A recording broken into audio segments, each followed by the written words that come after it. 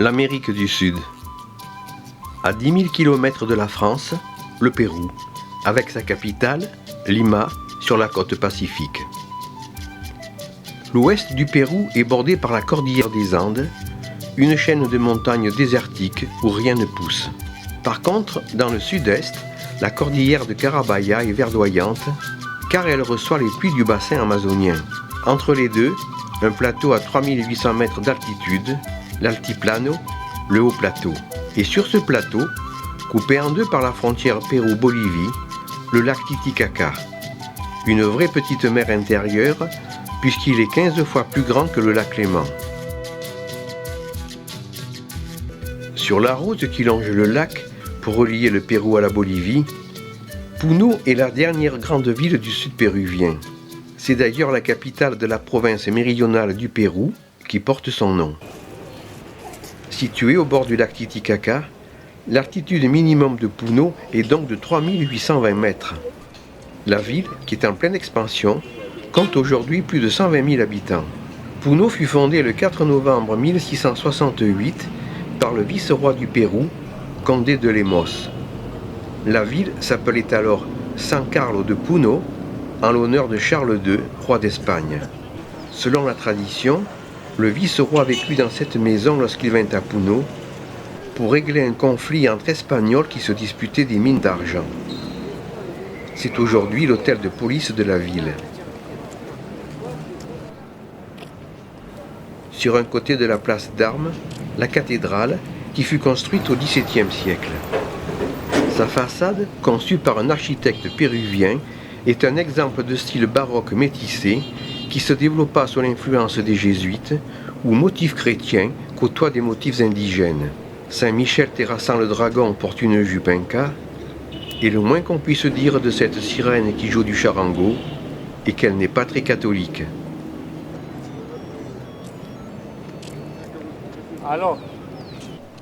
L'intérieur, plutôt austère, n'a aucun apport indigène. À l'extérieur, sur le côté, une représentation du Seigneur en agonie. Partant de la place d'Armes, la rue de Lima est un concentré de boutiques à touristes et de restaurants. C'est d'ailleurs la seule rue piétonne de la ville. La rue de Lima débouche sur Parque Pino. Rendez-vous des cireurs de chaussures, Parque Pino est aussi appelé Parque San Juan, à cause de l'église dédiée à Saint Jean-Baptiste, église célèbre par sa statue de la Vierge de la Chandeleur, patronne de Puno, qui avait miraculeusement sauvé la ville de la destruction lors du soulèvement de Tupac Amaru II en 1781.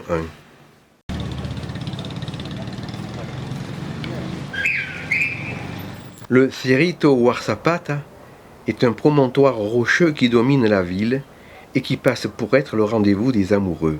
Une immense statue de Manco Cápac, regardant le lac, y a été érigée. Le fondateur mythique de l'Empire Inca serait sorti du lac avec sa sœur et épouse Mama Ocllo et envoyé par le dieu Soleil pour civiliser les hommes. Comme il domine la ville, on a l'impression que Puno est placé sous sa protection.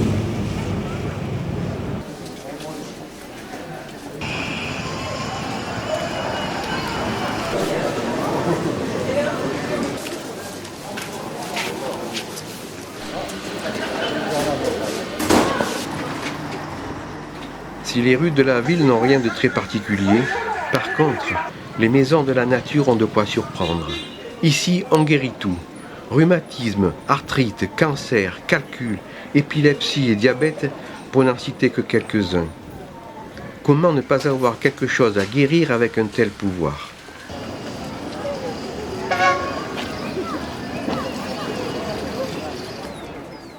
On a parfois l'impression que, fixes ou ambulants, les marchés ont envahi les rues car on en trouve partout.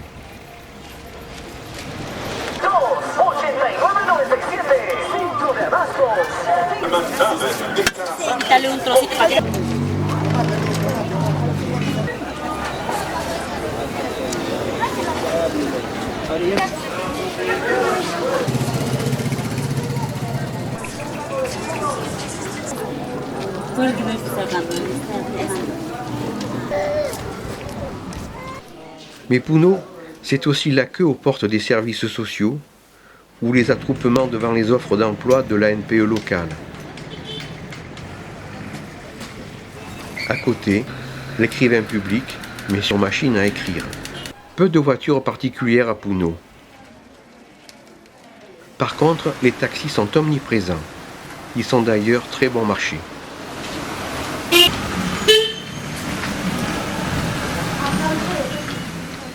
Certains, n'ayant que 3 roues, sont encore moins chers.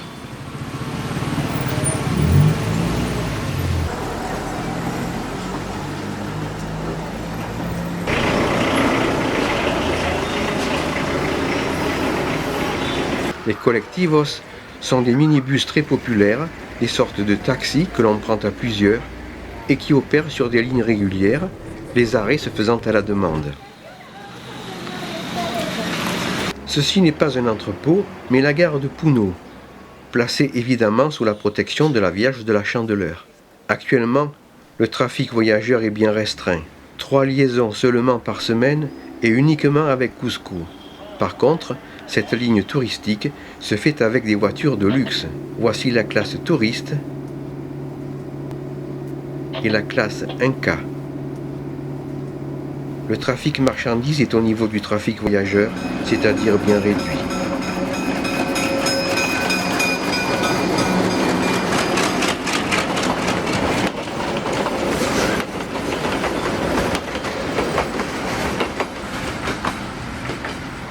L'herbe n'a pas eu beaucoup de mal pour envahir l'ancien dépôt de locomotives.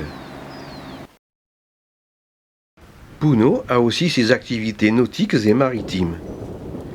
Les pédalos peuvent évoluer en toute sécurité dans un bassin, isolé du lac par une grande digue.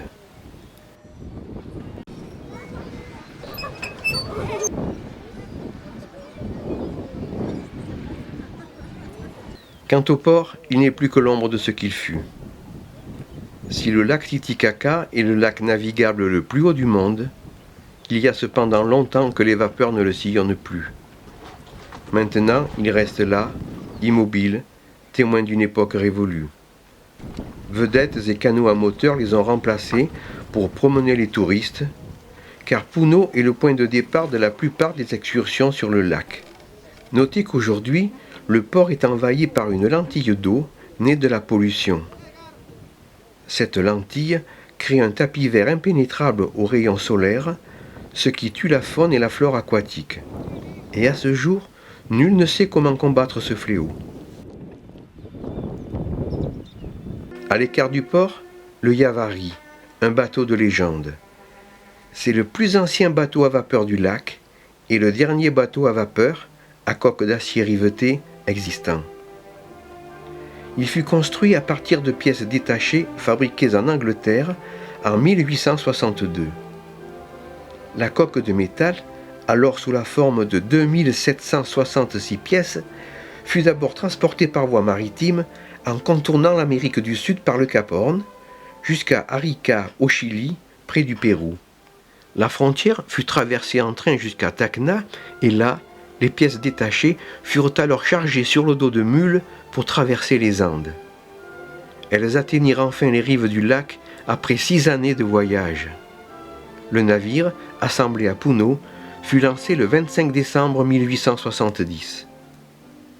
Le Yavari resta en service jusqu'en 1975 pour des croisières sur le lac. Il est aujourd'hui transformé en musée, mais certains, vu le très bon état du navire, aimeraient bien le remettre en service.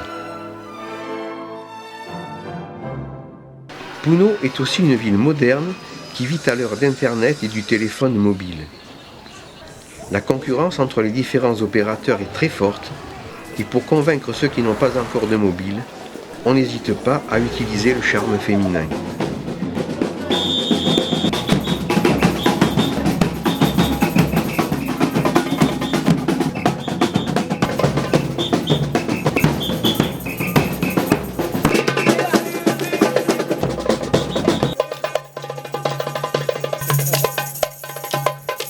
Les paraboles qui assurent les liaisons ont beau être tournées vers le ciel, elles ne vont pas jusqu'aux cieux. C'est pour cela qu'à l'intérieur de la cathédrale, il est bien précisé « Éteignez vos mobiles, ici on parle avec Dieu ». Au tout dernier jour de janvier, il flotte déjà comme un parfum de fête à Puno. On porte ses beaux costumes et des groupes, en tenue folklorique ou non, répètent un peu partout.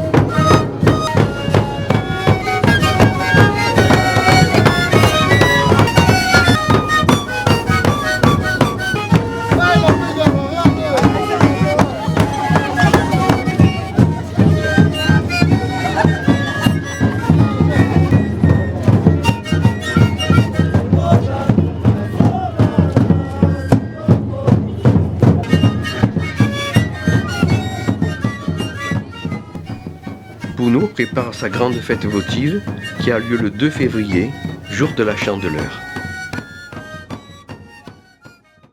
La fête de la Vierge de la Chandeleur commence le matin par une grande messe célébrée par l'évêque de Puno, à laquelle assistent tous les notables de la ville ainsi que les corps constitués.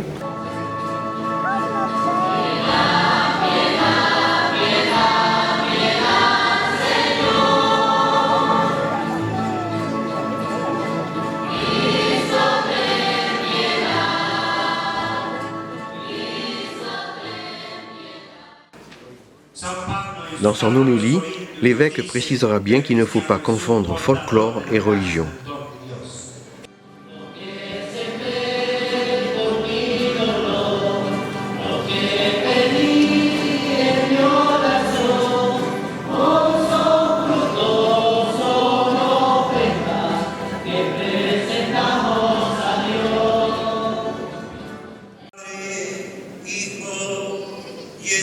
Santo descienda sobre ustedes.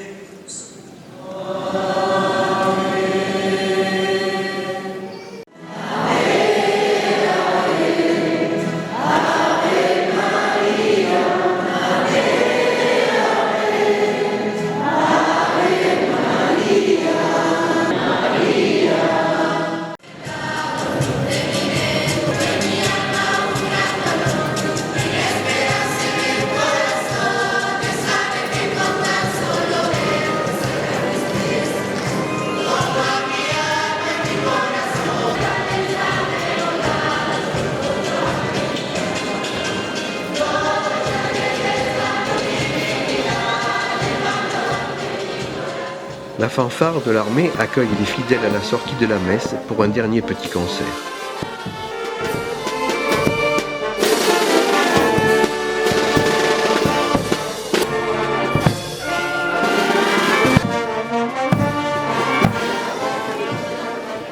Maintenant, tout le monde va aller se restaurer car il faut revenir à 14 h pour la procession de la statue de la Vierge à travers la ville.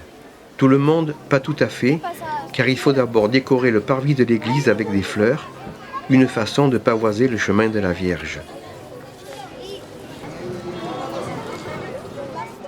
Il est 14 h, la statue sort de l'église, la procession commence.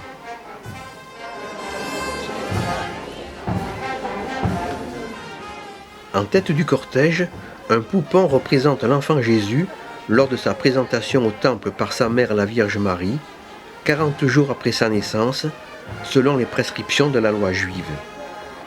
Lors de cette présentation, Siméon avait déclaré que cet enfant serait la lumière du monde, lumière symbolisée par des cierges, des bougies, des chandelles, d'où le nom de chandeleur, Candelaria en espagnol.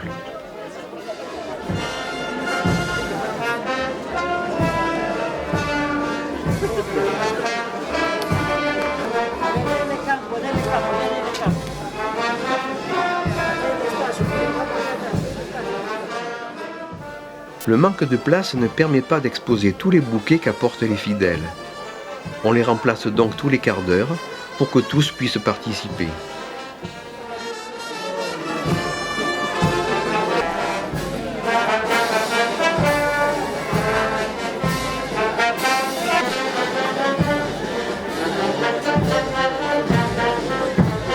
Passer une pelle à travers les fils électriques pour faire tomber des pétales de rose sur le palanquin de la statue n'est pas chose aisée.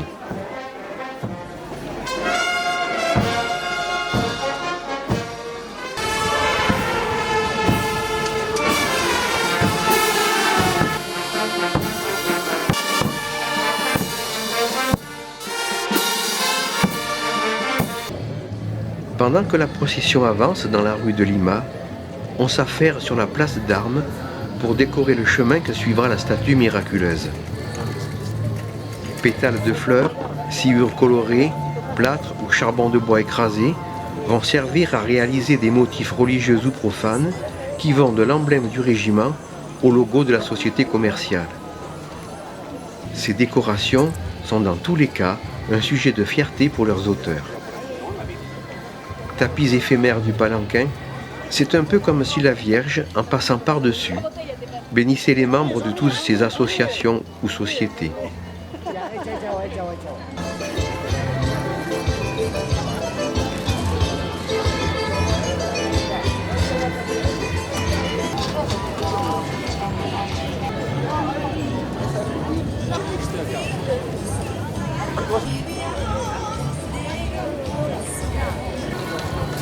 Oh, la sta sacando la sardina.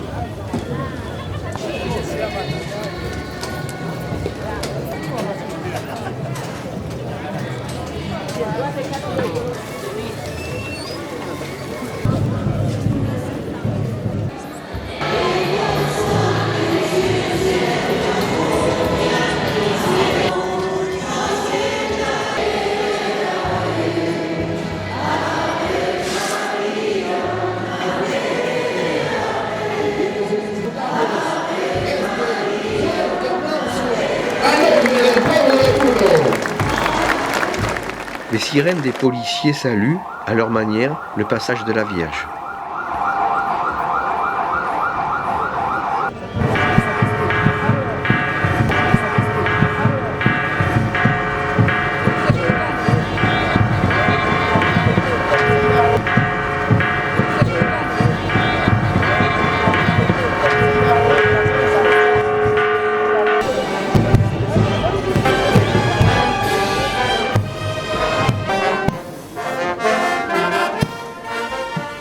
Maintenant, la procession ne comprend qu'une seule fanfare militaire, alors que les fanfares étaient bien plus nombreuses autrefois. De même, seules les bannières des groupes folkloriques sont autorisées dans la procession, alors qu'autrefois, c'étaient les groupes eux-mêmes qui défilaient. Ils défileront quand même, mais seulement les premiers et deuxièmes dimanches après la Chandeleur, car on ne mélange plus folklore et religion. Seul, un groupe musical apporte une note andine dans la procession, et encore dans une tenue bien austère, comparée aux costumes typiques péruviens, très colorés.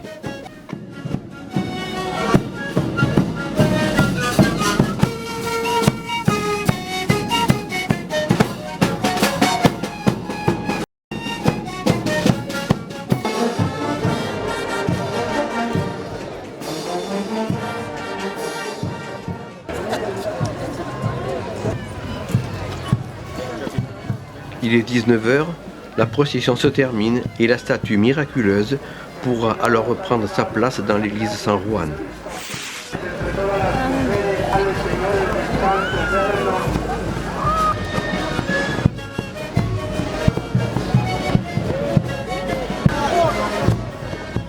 Comme il faut attendre le prochain dimanche pour la continuation de la fête, profane cette fois, autant en profiter pour découvrir la région. Puno est situé au fond d'une baie, la baie de Chucuito, qui bénéficie d'un climat particulier favorable à la pousse de roseaux, les totoras, qui sont à l'origine d'un mode de vie très particulier, connu sous le nom des îles flottantes des Indiens Urus. Dans les années 1500, repoussés par les Incas et les Coyas, les Indiens Urus, qui n'avaient plus de terre, se réfugièrent sur le lac en créant des îles flottantes de totora. On commence par attacher solidement entre elles des mottes de racines de totora, mottes qui sont insubmersibles. Puis ces radeaux de racines sont fixés à un pieu d'eucalyptus pour éviter de dériver. On recouvre ensuite ces radeaux de plusieurs couches de roseaux en les croisant afin de réaliser le sol de ce qui est devenu une île flottante sur laquelle on pourra s'installer.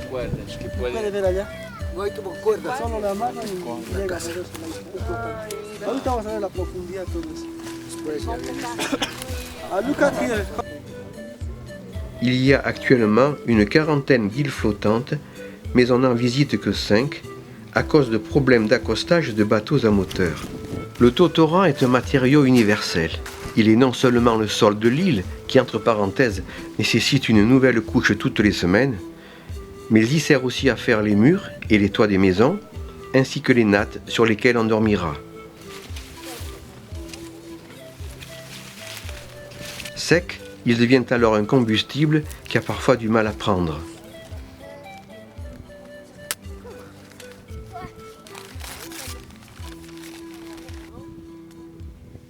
Les fourneaux en argile sont conçus pour empêcher que la flamme ne sorte latéralement ou par l'arrière, afin qu'elle ne puisse toucher les murs en roseau lorsque l'on cuisine à l'intérieur. Autrefois, les insulaires vivaient surtout de la pêche et de la chasse aux oiseaux, nombreux dans les roseaux.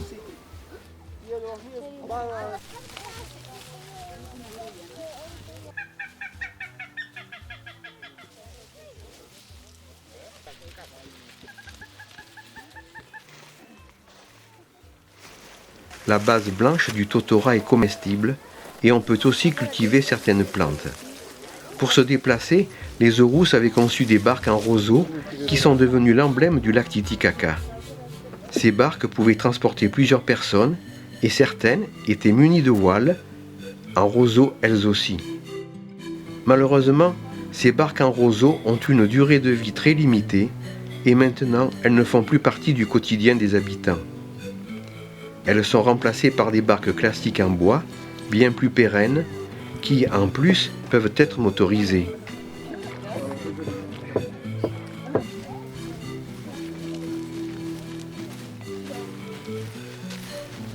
On continue d'appeler ces îles flottantes les îles des Uros, alors que la dernière survivante de ce peuple est morte en 1959. Les Indiens qui vivent sur ces îles sont surtout des Aymaras, avec peut-être quelques métis d'Uros. Pour les besoins du tourisme, ils se présentent comme des Uros dont ils perpétuent les traditions, comme la construction de ces grandes barques en totora, barques qui ne servent qu'à promener les touristes d'île en île.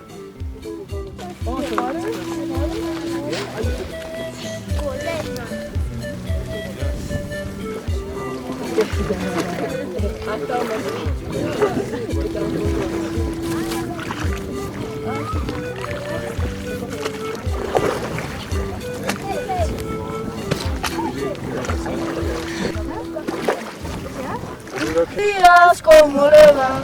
Le saludamos con alegría. Buenos días, ¿cómo le va? Buenos días, ¿cómo le va?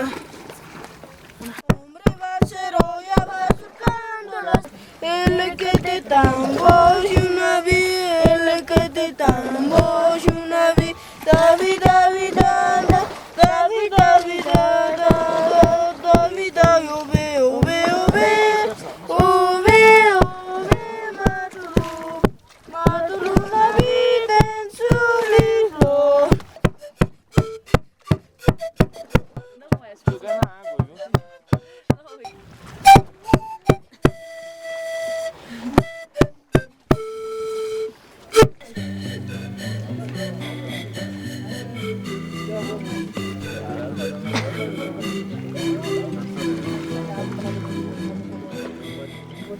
On voit peu d'hommes sur les îles flottantes. Ils travaillent presque tous à Puno et ne rentrent que le soir. Seuls restent les femmes et les enfants pour accueillir les touristes, les promener ou leur vendre toutes sortes d'articles qu'ils fabriquent eux-mêmes ou qu'ils achètent à Puno.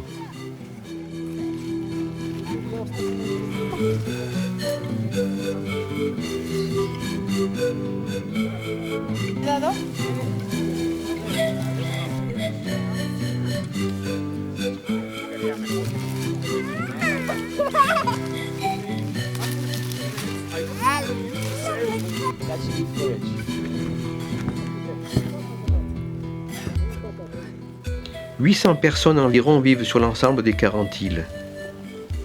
Elles subsistent modérément, en plus du tourisme, grâce à la pêche et à la production de canards et d'œufs qui seront vendus sur les marchés de Puno. Leurs conditions s'améliorent un peu, tant pis si c'est au détriment de leur mode de vie ancestral. Les panneaux solaires fournissent maintenant l'électricité, ce qui permet, en plus de l'éclairage, de regarder la télévision.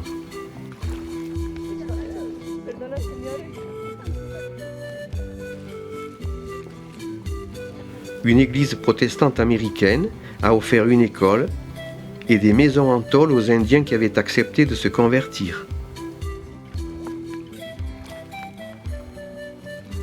De nombreux projets existent pour attirer toujours plus de touristes qui pourront même séjourner dans des tipis d'Anktotora.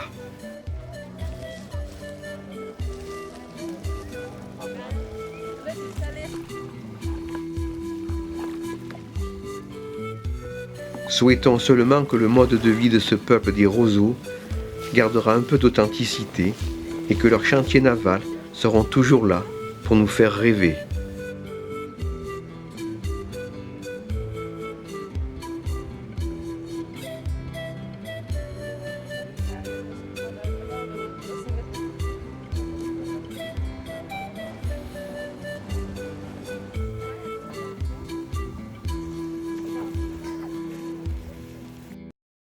Grande première, l'élection de celle qui représentera la beauté de la femme de l'Altiplano, élection placée sous le patronage du très sérieux Musée ethnographique de l'Altiplano. Mais attention, les candidates ne seront pas seulement jugées sur leur beauté, mais aussi sur leur costume identitaire. D'abord, l'hymne national.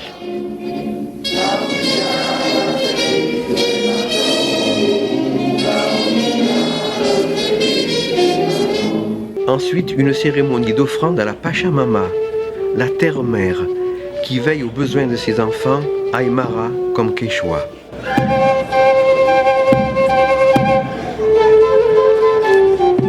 Discours en 3 langues, puis présentation des candidates qui peuvent être célibataires ou mariées.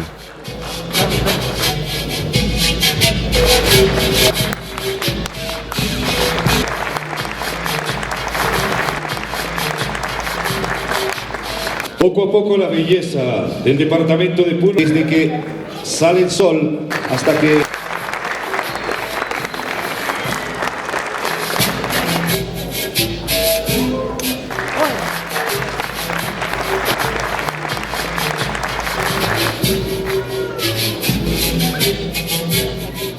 Les jeunes femmes ne vont s'exprimer qu'en quechua ou en aymara et pratiquement pas en espagnol.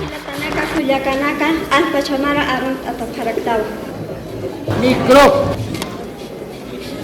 Sudita Villaripsaguillanoga, Sutiga, Jean Flor Elena Parillo Ramos.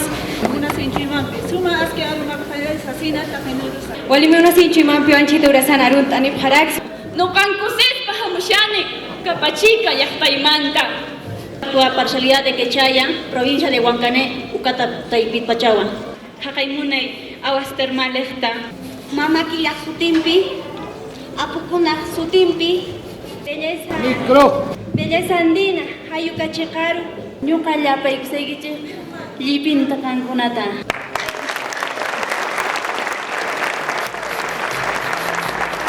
Anchato Tamirico Sánchez Paita, Agnata Jamikushan, Saikaru Yaktamanta Paita.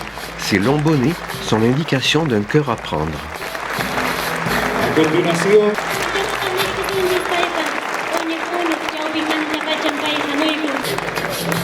Kaya, Wankani Malkata, Huanca, Chirihuana. Lago Titicaca también tiene su representante con nosotros, Dora Aguilar Marca. De estas señoritas, de estas hijas representantes, vale la pena estimularlos de este modo. Así es que por favor, que no se cansen las palmas y sigamos asintiendo, sigamos estimulando, continuemos proyectando nuestro departamento hacia un futuro mejor. Belleza de la mujer del Altiplano presenta el Museo Etnológico del Altiplano, acorde con los principios y los valores correspondientes que quiere nuestro departamento de Puno. Dernier défilé des candidates qui sera suivi d'une deuxième cérémonie d'offrande à la Pachamama. Adorée des Indiens depuis toujours, elle représente la fécondité et la source des biens matériels. Premier interlude pendant que le jury délibère.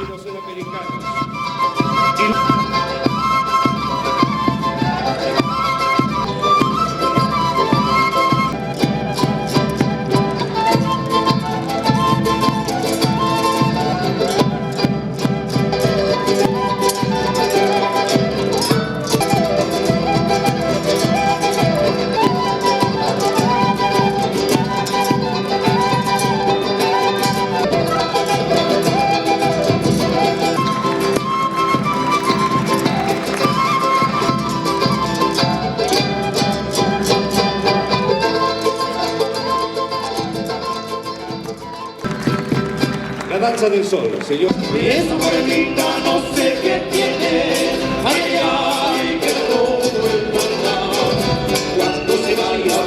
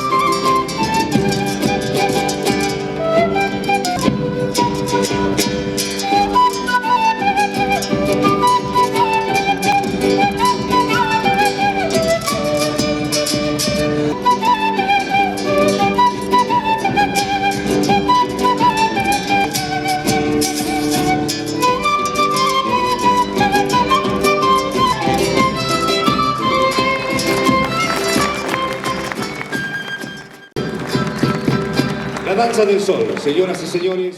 Retour des candidates. Certaines veulent montrer qu'elles savent aussi danser pour avoir des points supplémentaires.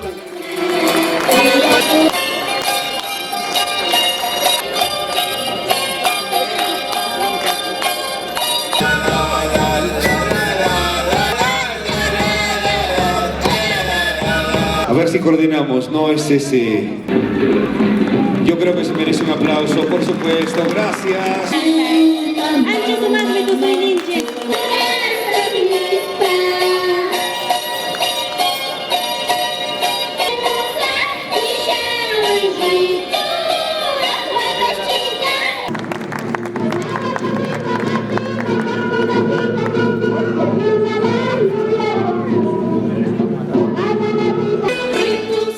Deuxième interlude, le jury n'est pas prêt.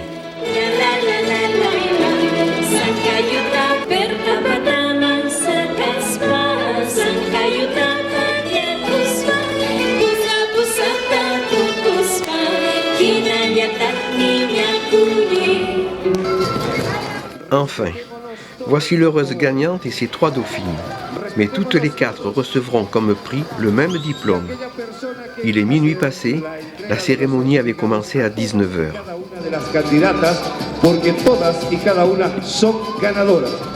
Se ha perdido muchísimo nuestros valores, la cultura andina, desde sus orígenes de nuestros ancestros. Sin embargo, el día de hoy nos demuestra que nuestra región, Puno, no en vano se llama capital folclórica del Perú.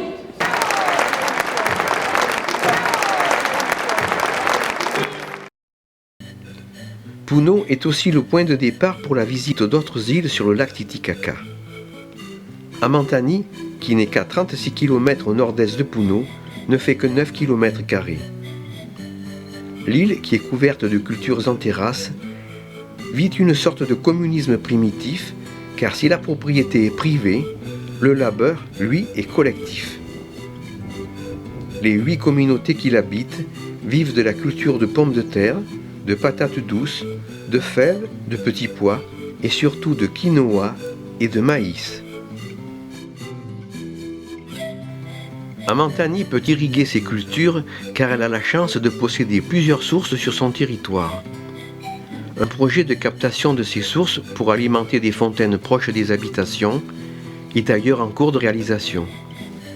Il devrait amener bientôt le précieux liquide, mais après avoir remplacé quelques robinets quand même.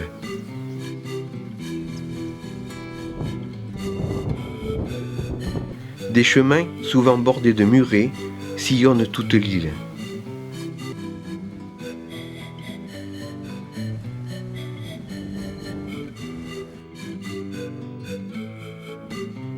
C'est actuellement une période de répit pour ce qui concerne les travaux agricoles. Aussi, hommes et femmes s'adonnent à d'autres activités moins pénibles.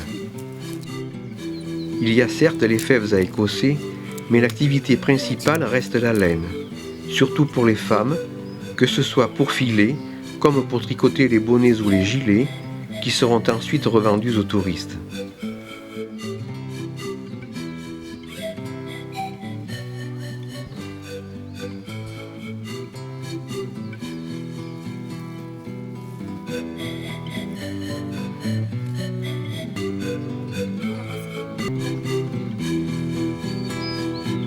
Mais dans ce domaine, Amantani a une particularité.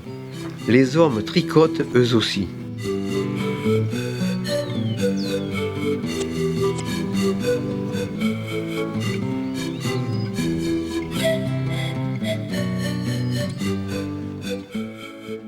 Le soir, ce petit monde se retrouve devant la maison commune pour discuter de projets comme l'électrification des habitations. Les fils sont déjà posés, mais il manque toujours le groupe électrogène. Puis chacun retourne chez soi, dans sa maison construite évidemment en pierre, souvent avec un étage réservé aux chambres, y compris celles que l'on offre aux touristes qui veulent passer la nuit à Amantani, car il n'y a pas d'hôtel sur l'île. Une petite cour donne sur la pièce principale qui sert de cuisine, de salle à manger et de pièce à vivre. Une table et 2 chaises forment le mobilier. Des caisses servent de tabourets. La nuit tombée, l'éclairage ne sera donné que par une seule bougie.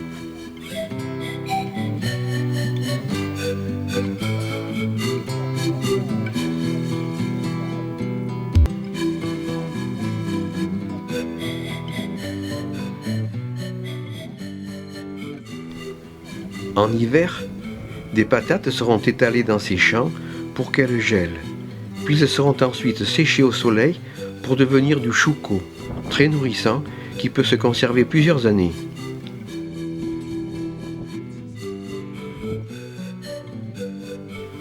Au sommet de l'île, des ruines pré-Inca font partie des curiosités d'Amantani.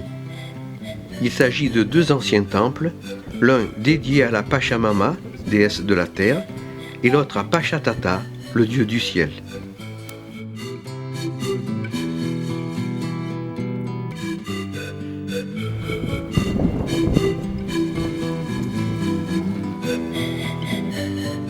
À Amantani, une petite plage sert de place du marché. On y trouve évidemment les produits alimentaires ou manufacturés classiques, Mais sur le côté, il y a aussi un autre petit marché réservé aux totora, les roseaux qui viennent évidemment des îles flottantes.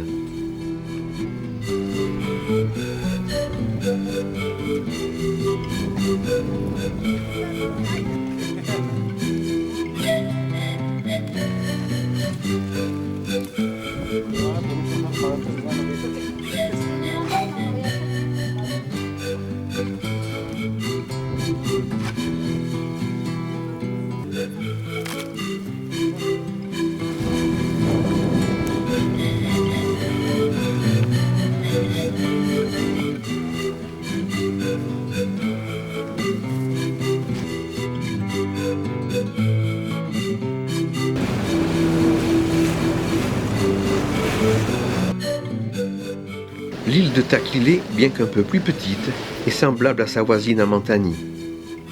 Ses habitants, qui parlent quechua, comme à Amantani, vivent là aussi en communauté et la répartition des récoltes est faite selon les besoins de chacun. Takile, qui sous les Incas servit de lieu de déportation pour les prisonniers politiques, vit dans une relative autarcie, tout en étant plus moderne qu'Amantani, car elle possède hôtels et restaurants. Cependant, il est toujours possible de dormir chez l'habitant.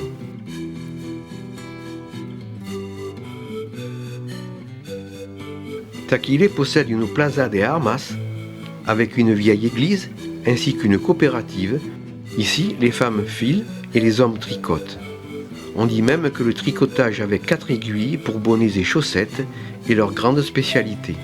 Notez que l'éducation au tricot commence très tôt pour les garçons.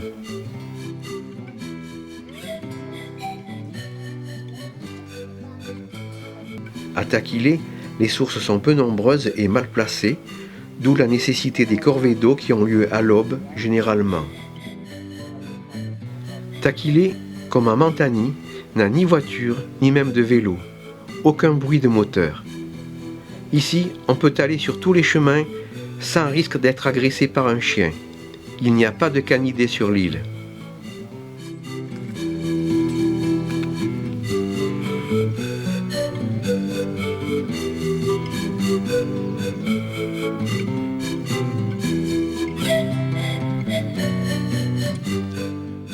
Pas de ruines historiques dignes de ce nom, bien que Takile ait été, par le passé, un centre religieux pré-inca.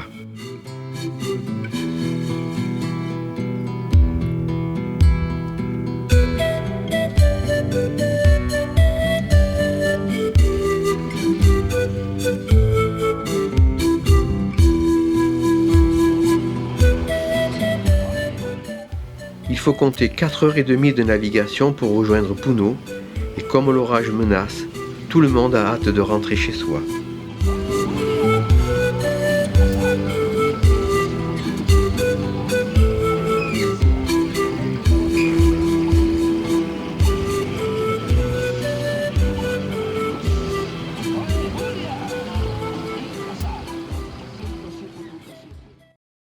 Premier dimanche après la Chandeleur, grand concours de danse folklorique. Les arènes de Puno étant en travaux, c'est à Acora, à 30 km à l'est de Puno, que vont se dérouler les compétitions. Acora profite d'ailleurs de cette occasion pour tenir un grand marché.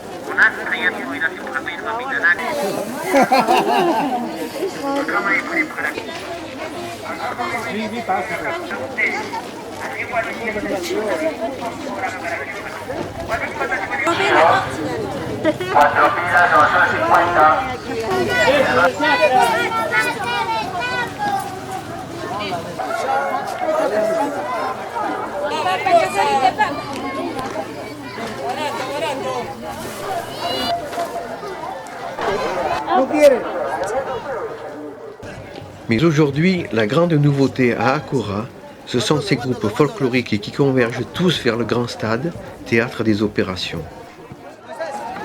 Ahí está, señora Benicasa.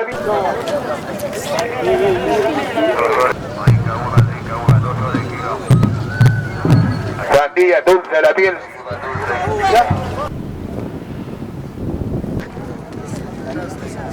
Mejor que la cerveza, ahí está, mira la sandía. Le stade est immense et les danseurs semblent parfois un peu perdus, bien loin des spectateurs qui ont pourtant dû payer leur place.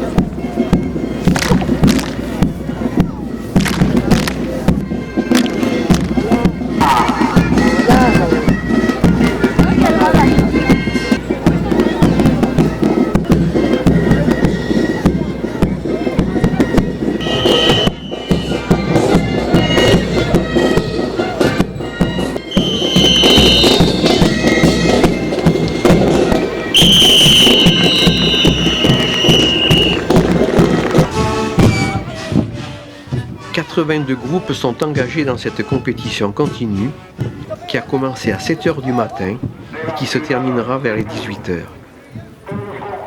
De nombreux groupes qui pourtant, dans leur grande majorité, ne viennent que de la province de Puno, l'extrême sud du Pérou.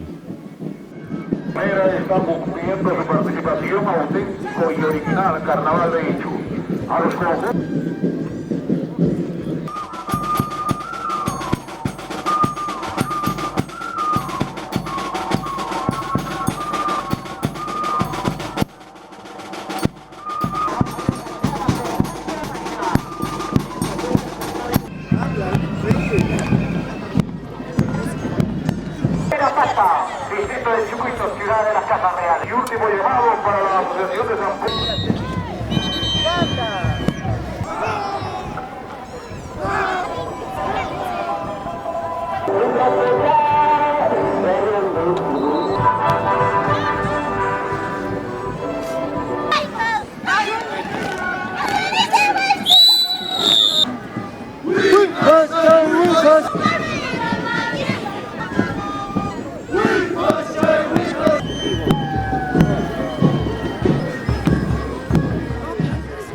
Beaucoup dansent pieds nus, donc après avoir enlevé les sandales, qu'il faut ensuite récupérer sans prendre celles du voisin.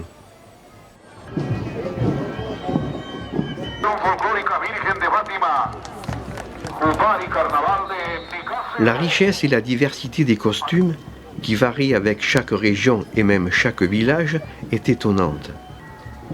Elle s'explique en partie par la position géographique de la province de Puno, qui va de l'altiplano à la forêt amazonienne, donc avec des climats très différents qui, à leur tour, ont donné des usages particuliers. Puno profite aussi de la proximité de la Bolivie, à qui il a emprunté certaines traditions. Le petit chapeau melon que portent les femmes à Puno est typiquement bolivien.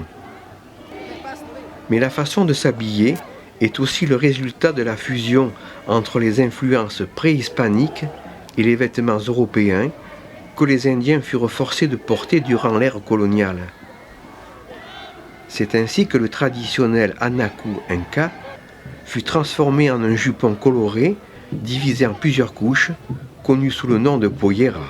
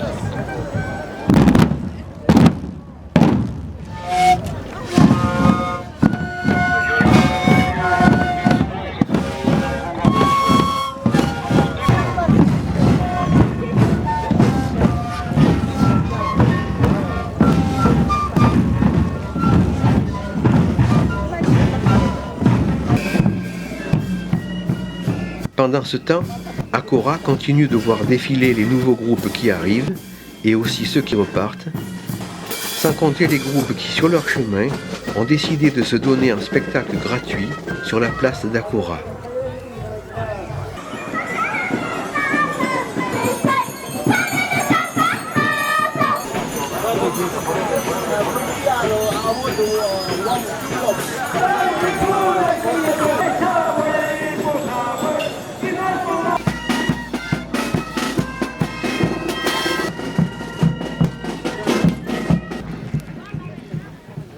Pour les groupes qui repartent, commence alors l'attente des voitures, des colectivos ou des cars qui les ramèneront chez eux. Comme l'attente est longue, car souvent les mêmes colectivos doivent faire plusieurs voyages, alors on en profite pour danser encore un peu, sans spectateurs, juste pour le plaisir.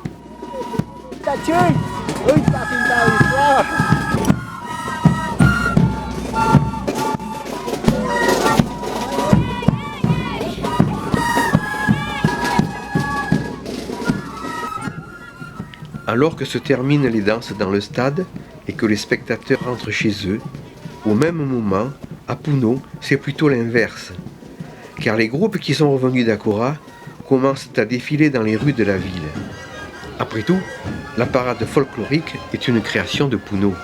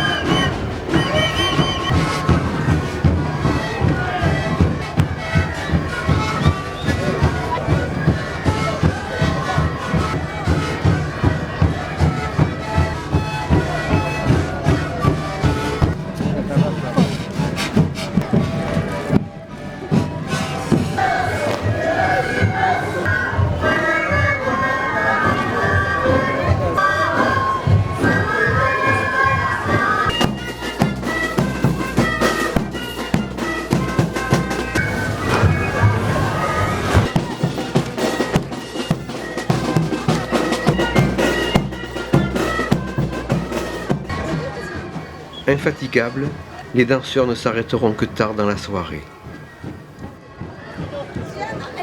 Puno tourne le dos à l'altiplano. Ce plateau sec, froid et battu par les vents. Pourtant, cette région était dans la sphère de la culture Tiwanaku, entre 600 et 1000 de notre ère, puis de celle des Coyas, descendants des Tiwanaku, qui érigèrent cet observatoire solaire.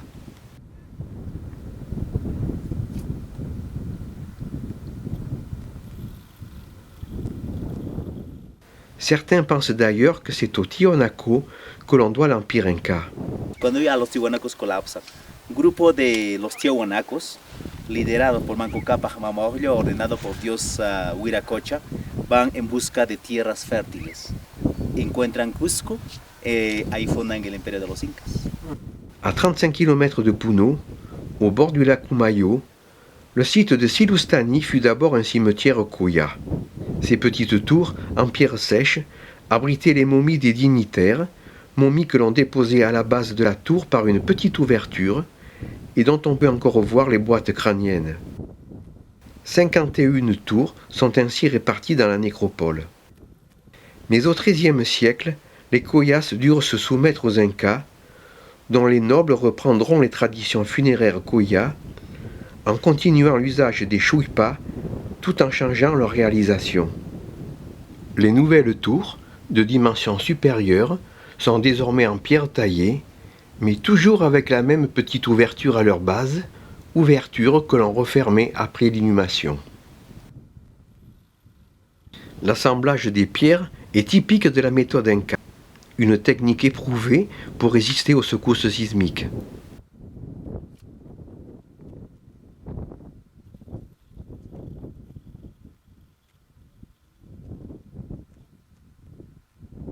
On pense que les lourdes pierres étaient positionnées sur la tour en utilisant des rampes de pierres sèches.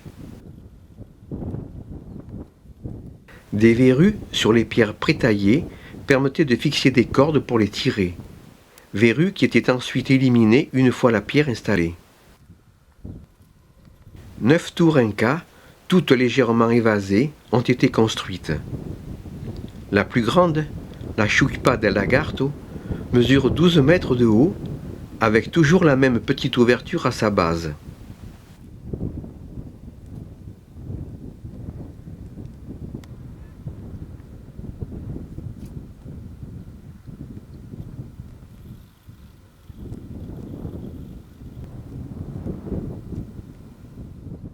Les chamans sont seuls autorisés à fouler le sol de l'île du lac Umayo.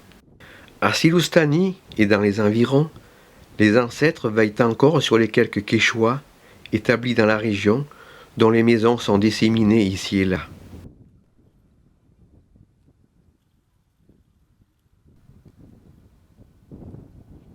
Un enclos de pierre entoure plusieurs maisonnettes. Ici, on construit en pierre ou en adobe quand on le peut, parfois dans les deux à la fois. Les intérieurs sont très sommaires, avec un sol en terre battue. Dans tous les cas, les toits sont recouverts d'herbes de la puna.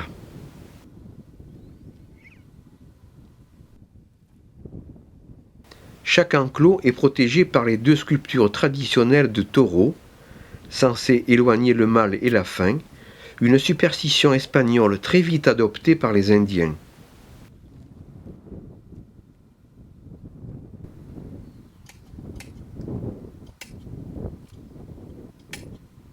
Il y a presque toujours 2 cuisines contiguës, une intérieure pour la saison des pluies et une autre extérieure pour la saison sèche.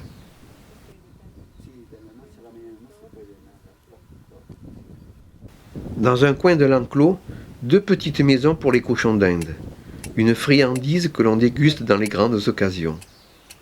Dans un enclos voisin, 2 volatiles qui subiront le même sort. C'est contre les murs que l'on dresse les métiers à tisser, pour les petits tapis en laine de lama ou d'alpaca, tapis qui sont l'exclusivité des hommes.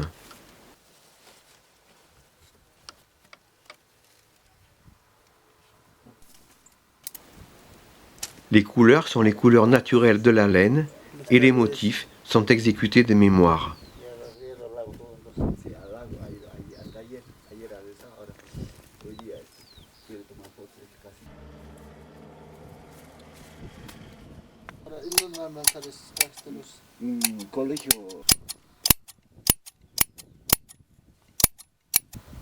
Les grandes couvertures aux couleurs vives sont par contre l'œuvre des femmes. Elles sont réalisées à l'extérieur, en saison sèche, sur des métiers à tisser particuliers, posés à même le sol. En attendant, les femmes occupent la saison des pluies en filant sans arrêt.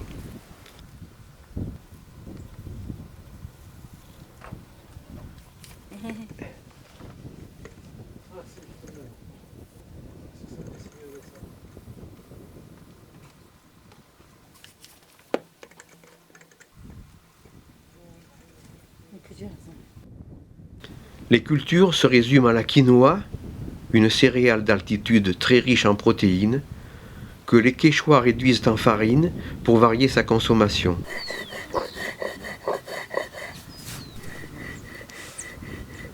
Et à la pomme de terre, dont les Indiens connaissent environ 300 variétés.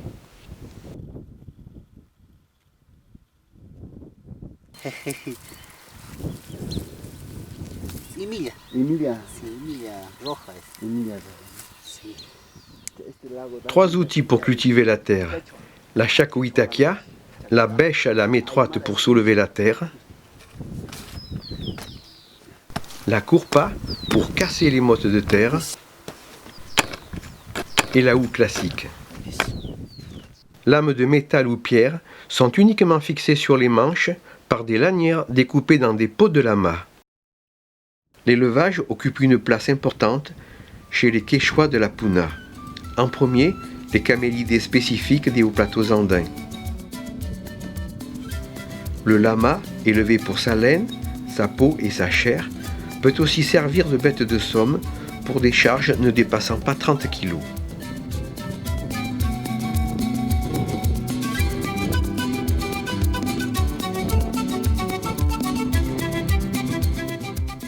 L'alpaca, lui, est surtout élevé pour sa longue laine douce et soyeuse.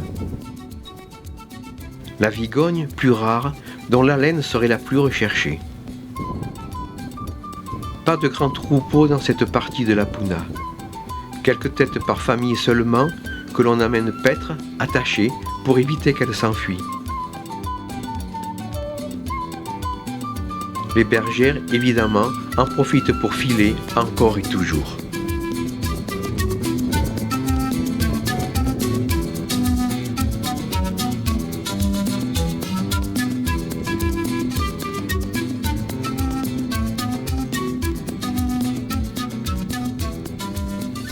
On trouve aussi des moutons dont leurs lointains ancêtres avaient été amenés par les Espagnols.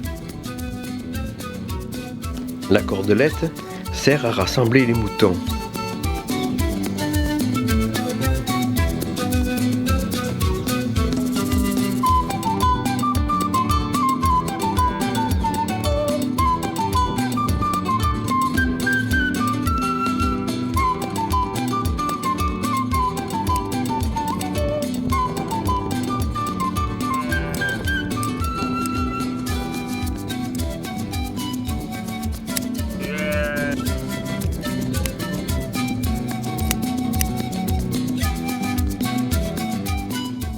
Les petits troupeaux sont parqués dans des enclos. Il y a aussi quelques bovins et le soir, tout ce monde à quatre pattes se retrouve pour aller boire dans les points d'eau.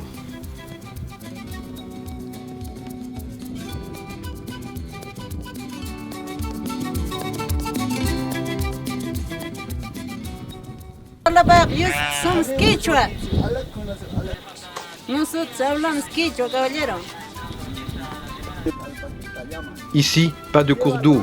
La seule eau est celle qui vient du ciel pour alimenter les réservoirs creusés par l'homme ou les lagunes naturelles, et l'on comprend alors facilement que la sécheresse soit la hantise des Quechua de la Puna.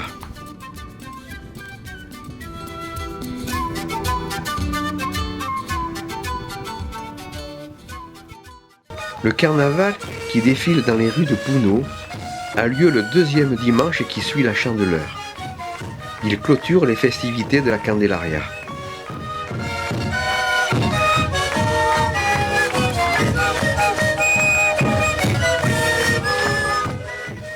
Si l'on retrouve quelques groupes folkloriques classiques, les autres groupes, par leurs masques ou leurs costumes, expriment la rébellion des communautés natives contre l'envahisseur espagnol, ou les mythes fondateurs de la culture andine.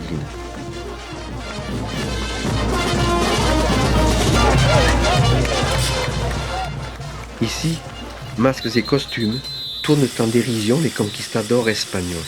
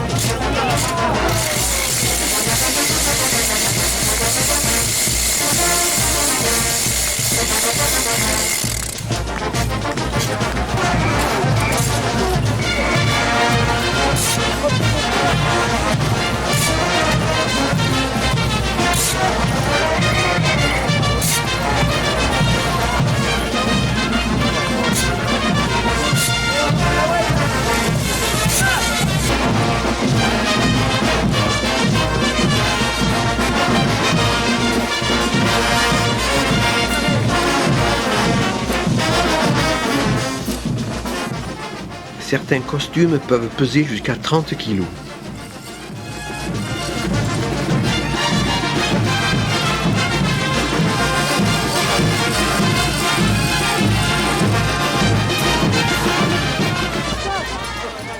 Les huacatocoris caricaturent les corridas espagnoles.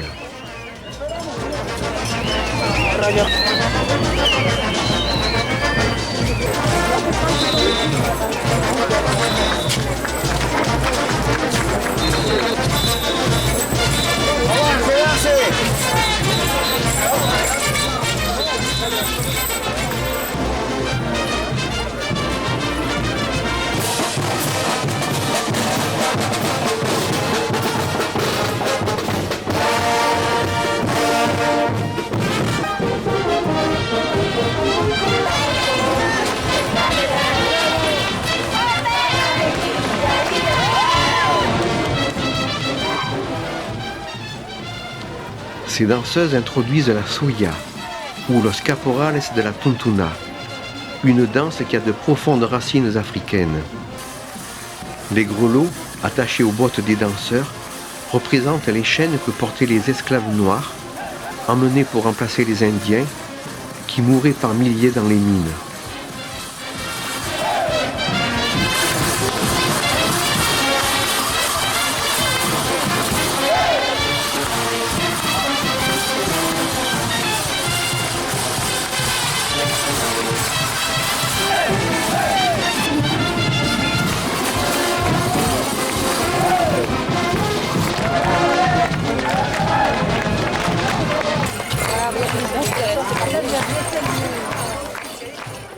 Ces animaux sont les sujets d'un mythique roi noir africain au temps de l'esclavage.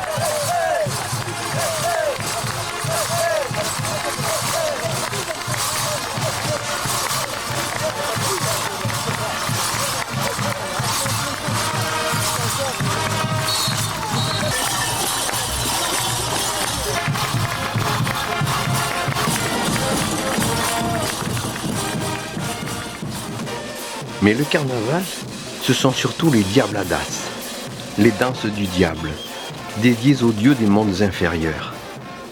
Autrefois, les mineurs leur rendaient hommage en dansant peint en rouge.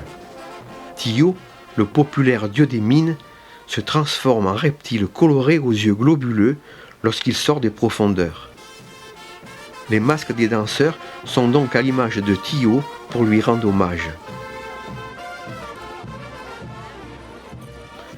Les cornes furent rajoutées plus tard, à la demande de l'Église, pour rendre Tio plus conforme au diable chrétien.